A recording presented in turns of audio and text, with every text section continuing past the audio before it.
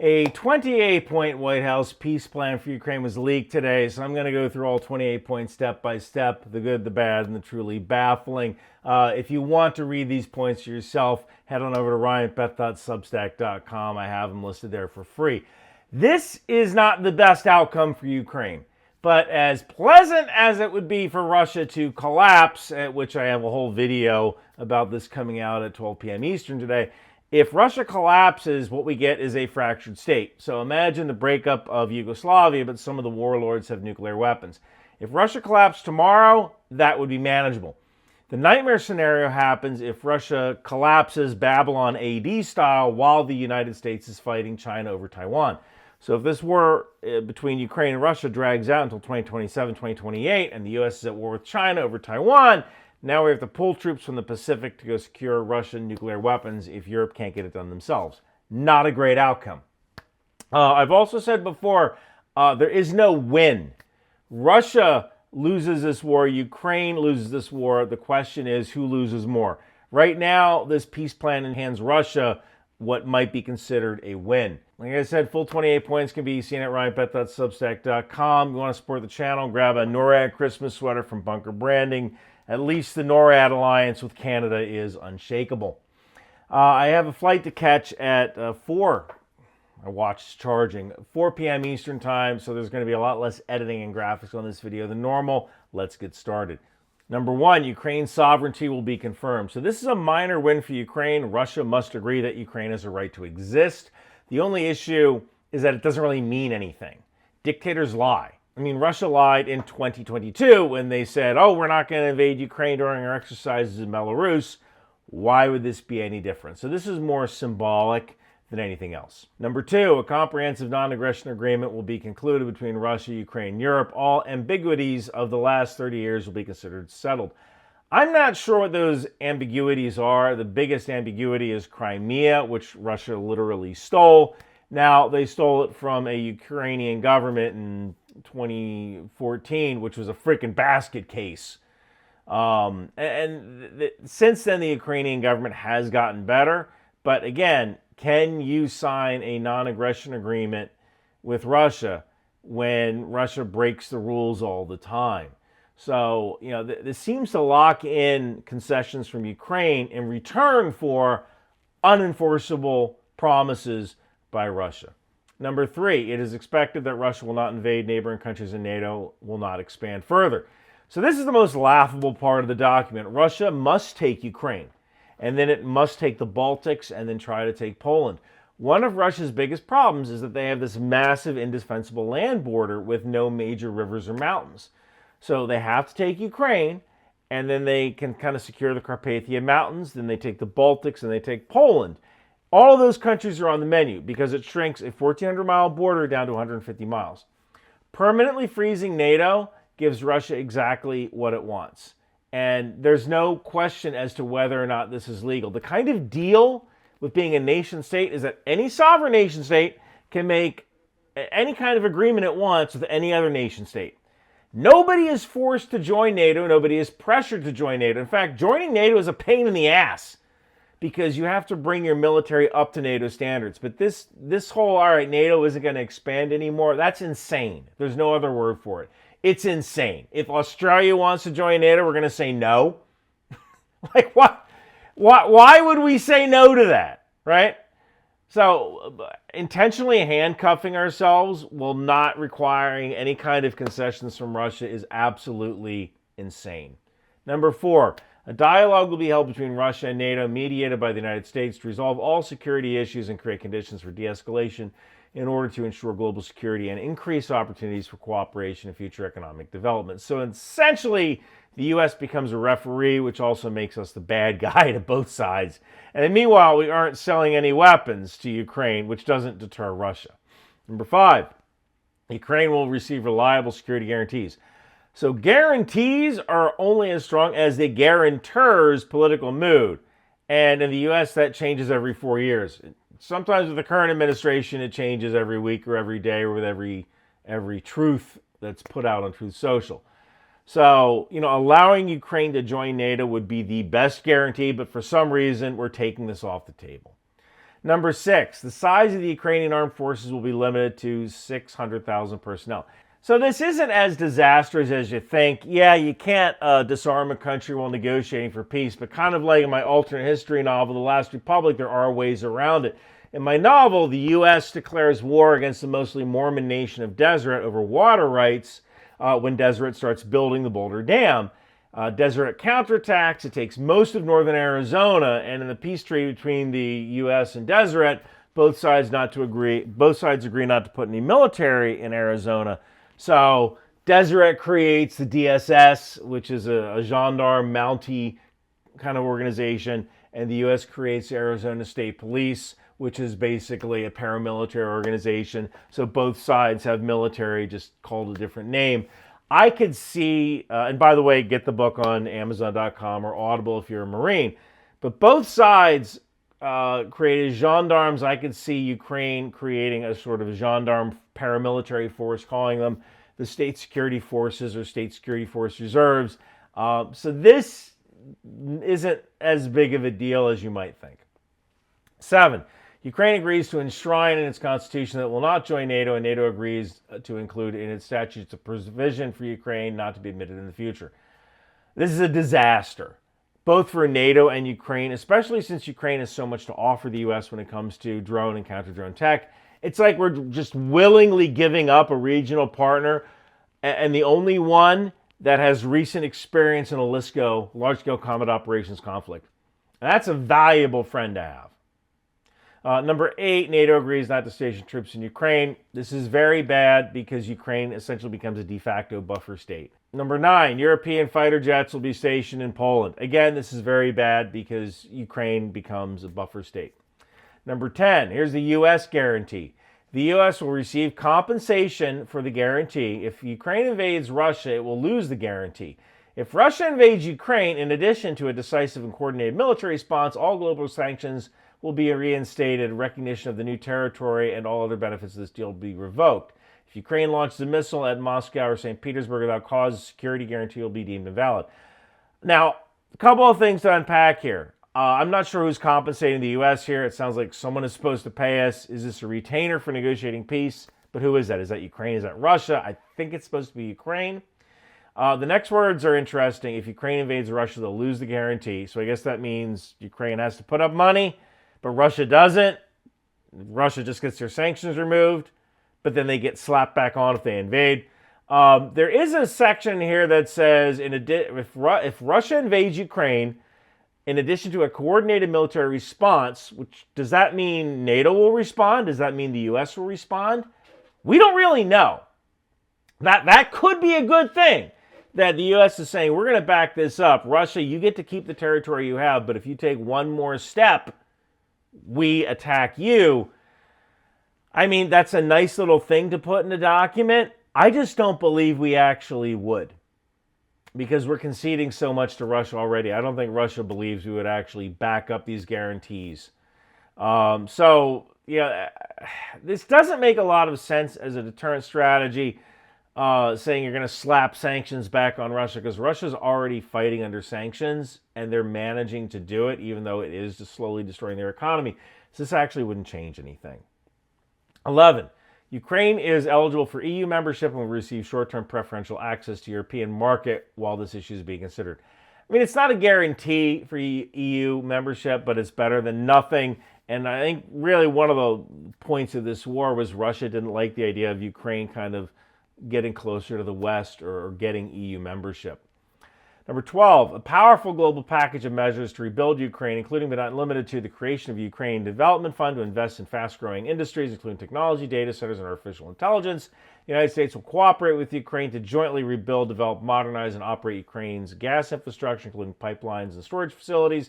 Joint efforts to rehabilitate war-affected areas for restoration, reconstruction, modernization of cities and residential areas. Infrastructure development, extraction of minerals and natural resources. The World Bank will develop a special financing package to accelerate these efforts. This is good for Ukraine. It means that the money starts flowing into Ukraine for rebuilding infrastructure and development. It also means demining, which is going to be a big deal. There's a lot of Russian bombs all over Ukraine that need to be disarmed and disposed of. Number 13. Russia will be reintegrated into the global economy. The lifting of sanctions will be discussed and agreed upon in stages on a case-by-case basis. The United States will enter into a long-term economic cooperation agreement for mutual development in the areas of energy, natural resources, infrastructure, artificial intelligence, data centers, rare earth metals, extraction projects in the Arctic, and other mutually beneficial corporate opportunities. Russia will also be invited to rejoin the G8. Now, this is kind of where I get what the White House is doing. After World War I, Germany was not only humiliated but forced to pay reparations, and this is essentially what led to World War II. So this package is designed to make sure that Russia doesn't collapse, and we suddenly end up with multiple warlords who have nuclear weapons running around Russia, Babylon AD style. And the harsh truth is that unless Russia collapses, Russia is probably going to get away with this. It isn't one of those movies where the screen freeze frames into black and white and the screen crawl says, and Russia was punished and people lived in peace forever and ever.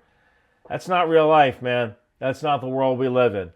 So any kind of peace agreement might eventually involve restarting trade with Russia or what's left of it. Number 14, frozen funds will be used as follows. $100 billion of frozen Russian assets will be invested in U.S.-led efforts to rebuild and invest in Ukraine.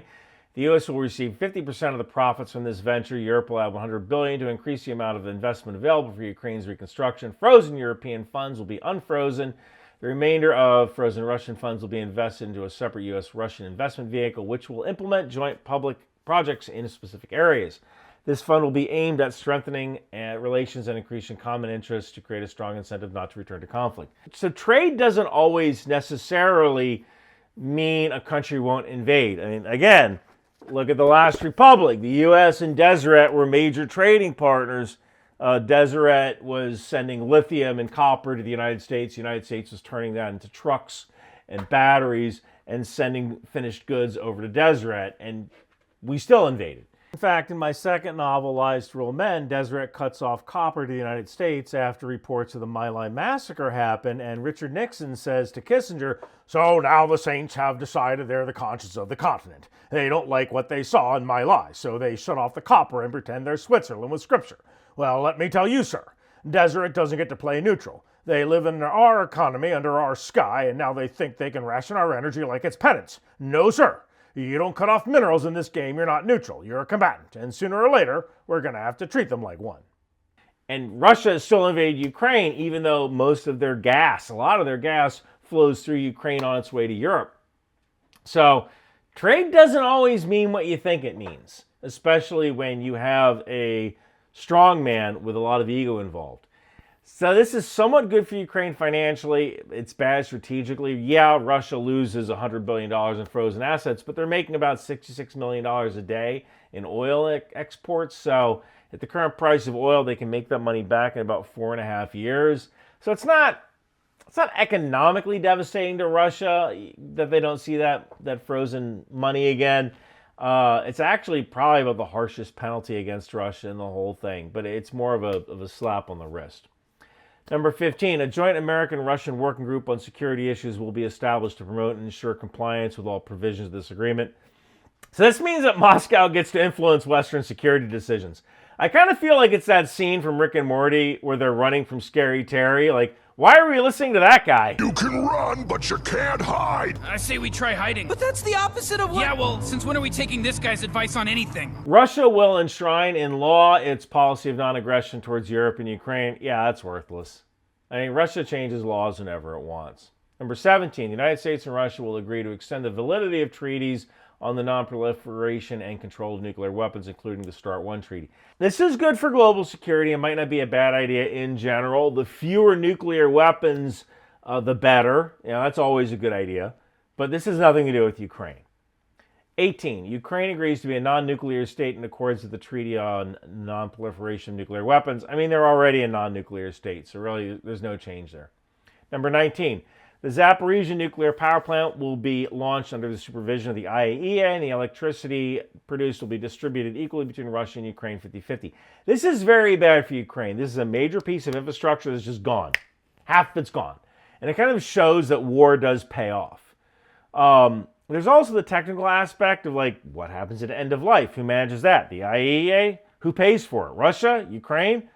Because I could easily say at the end of life of this nuclear plant, Russia just kind of walking away and going, oh, this is Ukraine's problem now. Who buys the fuel? Who's responsible for what? Does Ukraine get 2 reactors? Does Ukraine get a couple reactors and Russia gets a couple reactors? Like, how does this work? But there's a lot that can go wrong here. And how either side can work with each other when they just don't trust each other, I don't know. I don't have an answer for that. Number 20, both countries undertake to implement educational programs in schools and society aimed at promoting understanding and tolerance of different cultures and eliminating racism and prejudice. Ukraine will adopt EU rules on religious tolerance and the protection of linguistic minorities. Both countries will agree to abolish all discriminatory measures and guarantee the rights of Ukrainian and Russian media and education. All Nazi ideology and activities must be rejected and prohibited. So, this is a pretty big concession to Russia, and also kind of like, I'm actually surprised this line doesn't talk about biolabs in Ukraine, right? There's a lot of Russian war talking points in here which don't make any sense to the West, but it kind of means that Ukraine has to rewrite its domestic laws under foreign supervision, but it doesn't necessarily sound like Russia has to do the same, or maybe we're saying, oh yeah, you have to teach that discrimination is bad, like Russia's going to do that. Like, who's going to follow this? Ukraine, right? Russia doesn't get held accountable. So, there was this item here about the protection of linguistic minorities. There are some Russian-speaking Ukrainians, especially in the Donbass, and Ukraine was doing stuff like forcing people to speak Ukrainian in schools.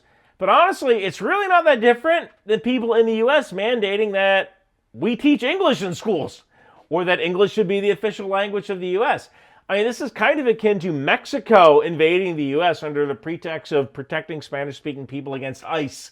And with them withdrawing and saying, like, all right, well, we're going to withdraw if schools promise to teach Spanish instead of English in areas near the border. This is a concession to Russia's fantasy that there are Nazis in Ukraine and Ukraine is oppressing Russian-speaking minority. But, you know, it's a country's own decision to choose what language they teach in schools or what language is available in government forums. And it's honestly something that both sides would likely ignore anyway. Number 21, territories. Crimea, Luhansk, Donetsk will be recognized as de facto Russian, including by the United States. Kherson, Zaporizhia will be frozen along the line of contact, which means de facto recognition along the line of contact.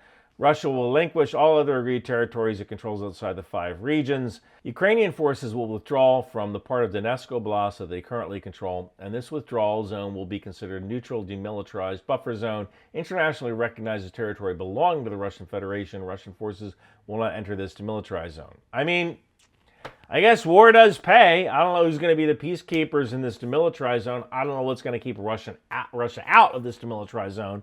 But make no mistake about it, this is ceding 20% of Ukraine to Russia for the low, low price of concessions by the United States. I've always believed that Ukraine probably wouldn't get the Donbass back. That means Donetsk and Luhansk Oblast, and that almost certainly means they wouldn't get Crimea back. Not because Ukrainian soldiers aren't brave, but because amphibious operations are hard.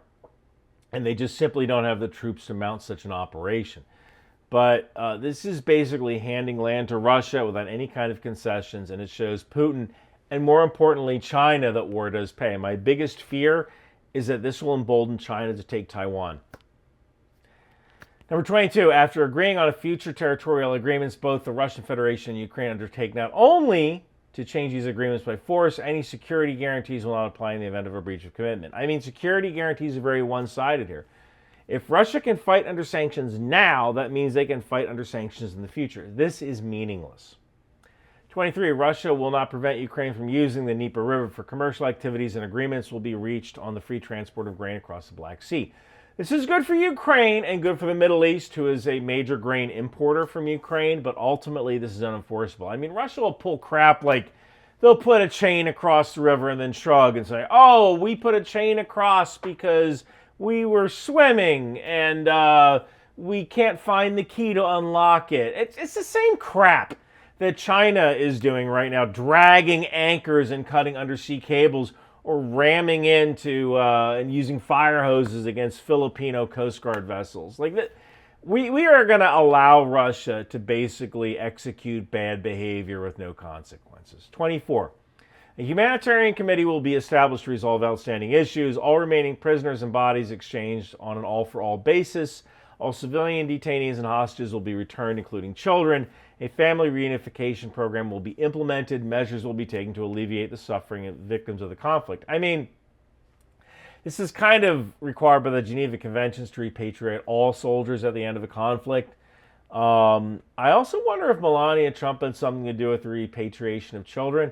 Maybe between 20,000 and 35,000 children were stolen by Russia from occupied Ukraine. And you know, what I find kind of crazy is that a lot of people in the Republican Party have been quiet about that when they love to protect children. They've been very vocal in the Epstein files, but strangely silent on Russia stealing up to 35,000 children. I mean, you either believe in protecting children or you don't. So you might want to close that loop. Number 25, Ukraine will hold elections in 100 days. This is disastrous for Ukraine. Any kind of election under occupation is destabilizing. Another question is whether the people in these occupied territories get to vote. Do they get to leave? One thing I don't see in this document is, like, will people who are behind enemy lines, who consider themselves Ukrainian, get to go to Ukraine and vote in this election, or will they be forced behind this new Iron Curtain? The only reason you see this provision is that Russia wants Zelensky gone. That was part of the reason for starting this war. Remove Zelensky, install a more pro-Russian leader as a figurehead. And you can be certain that Russia will do everything within its power to sway the election to a candidate that it wants. And they will use disinformation tactics. Number 26, all parties involved in this conflict will receive full amnesty for their actions during the war and agree not to make any claims or consider any complaints in the future. This is probably the most morally outrageous part of this document. It means that the people who suffered from occupation under Russian security services in Bucha, Mariupol, Kherson, they don't get to see justice. This is also a tough one because typically you only get to prosecute war crimes if you win, right? And there are a heck of a lot of Vietnamese that committed war crimes against U.S. prisoners, right? The Hanoi Hilton. But are those guys ever going to get prosecuted? No, they're never going to get prosecuted. You only get to engage in prosecutions if you win. But this also means that if some of the perpetrators who travel internationally, they can't get arrested for their crimes dragged in front of the Hague. So this is morally indefensible. Ideally, people who commit war crimes should have to look over their shoulders for the rest of their lives. And I'm not talking about soldiers who participated in the conflict. That's war. All right? Yeah, those soldiers who participated in the conflict as general infantrymen, yeah, they should absolutely get amnesty. But the people who knowingly executed civilians, or the people who ordered it, or the people who coordinated it, yeah, they need to be brought to justice. But that's probably not going to happen. Number 27, this agreement will be legally binding. Okay. Its implementation will be monitored and guaranteed by the Peace Council headed by President Donald J. Trump. Sanctions will be imposed for violations. I mean, again, Russia can fight under sanctions, so this doesn't mean much. Number 28, once all parties agree to the memorandum, the ceasefire will take effect immediately after both sides retreat to the agreed points to begin implementation agreement. Generally, freezing the line of contact is bad for Ukraine because Russia will they will yeet as many men forward to the front lines as possible in the last hours for the peace treaty, just like in All Quiet on the Western Front. This document is a bad deal for Ukraine and a bad deal for the U.S., but it is a great deal for Russia and for China. And I say China because I have said this from the beginning. This war is not about Ukraine. It is about Taiwan. And the way we behave in Ukraine will let China know how we will behave over Taiwan. And this is bad because it makes the U.S. look incredibly weak. This peace plan only emboldens China and shows that war does pay.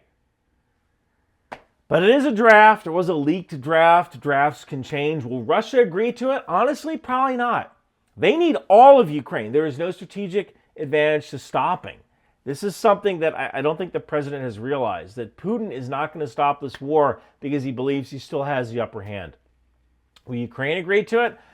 Honestly, I think that Zelensky would agree to it so that he can make Russia look like the bad guy when Russia chooses to keep attacking. All right, now the government shutdown is over. I actually have work again, so I'm headed up to Syracuse in a few hours. Grab my Christmas sweater from Bunker Branding. Grab my Last Republic novel. You can get a signed copy on Bunker Branding or head over to Amazon or Audible. Thank you guys so much for watching. Do you have a Christmas party to go to this year and you want to be the coolest guy there? Head on over to bunkerbranding.com. Get my NORAD Christmas sweater. Features a Canadian CF-18 and an American F-22 flying jointly, protecting the skies during Christmas. You will be the coolest person at the Christmas party, and I guarantee you, people who want to talk about fighter jets will come over to you. So head on over to bunkerbranding.com and be that cool guy at the Christmas party.